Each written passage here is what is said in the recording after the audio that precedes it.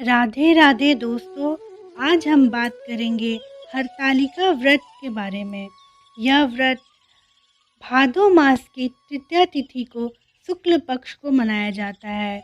यह हरतालिका व्रत कथा शिव जी ने ही माँ पार्वती को सुनाई थी। शिव भगवान ने इस कथा में माँ पार्वती को उनका पिछला जन्म याद दिलाया था। उन्होंने कहा, हे गौरा, पिछले जन्म में तुमने मुझे पाने के लिए बहुत छोटी उम्र में कठोर तप और घोर तपस्या की थी। तुमने न तो कुछ खाया और न ही कुछ पिया, बस हवा और सूखे पत्ते चबाए। जला देने वाली गर्मी हो या कपा देने वाली ठंड, तुम नहीं हटी, डटी रही। बारिश में भी तुमने जल नहीं पिया।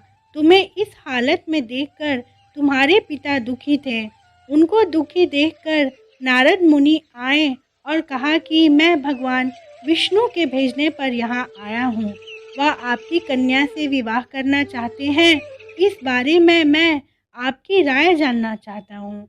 नारद जी की बात सुनकर आपके पिता बोले, अगर भगवान विष्णु यह चाहते हैं तो उन्हें कोई आपत्ति नहीं, परंतु जब उन्हें इस विवाह के बारे में पता चला तो तुम दुखी हो गई।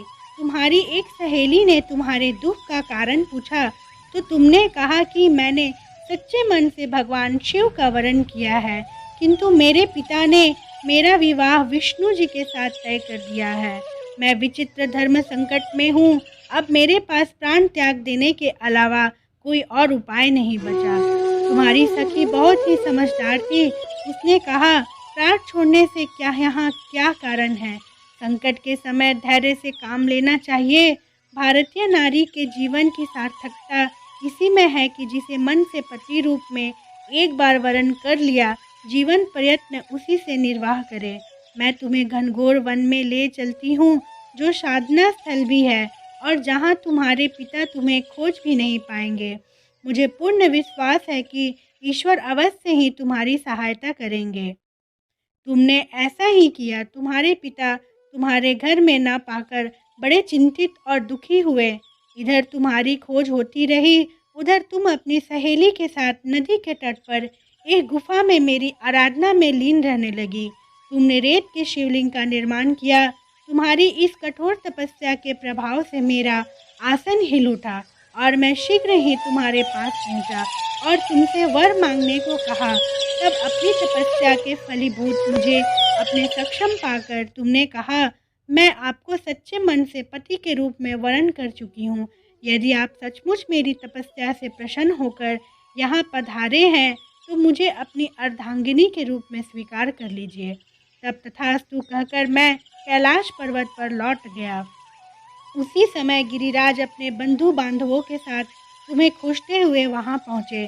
तुमने सारा वृतांत बताया और कहा, मैं घर तभी जाऊंगी अगर आप महादेव से मेरा विवाह करेंगे। तुम्हारे पिता मान गए और उन्होंने हमारा विवाह करवाया।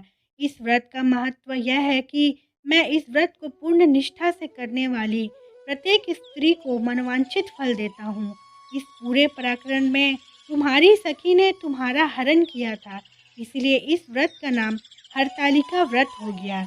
इस व्रत से जुड़ी एक मान्यता यह भी है, इस व्रत को करने वाली स्त्रियां पार्वती जी के समान ही सुखपूर्वक पति रमण करके शिवलोक को जाती है।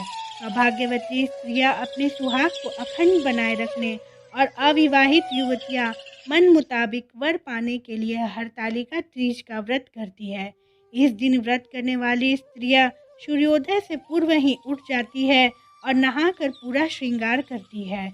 पूजन के लिए केले के पत्तों से मंडप बनाकर गौरी शंकर की प्रतिमा स्थापित की जाती है। इसके साथ पार्वती जी को सुहाग का सारा सामान चढ़ाया जाता है।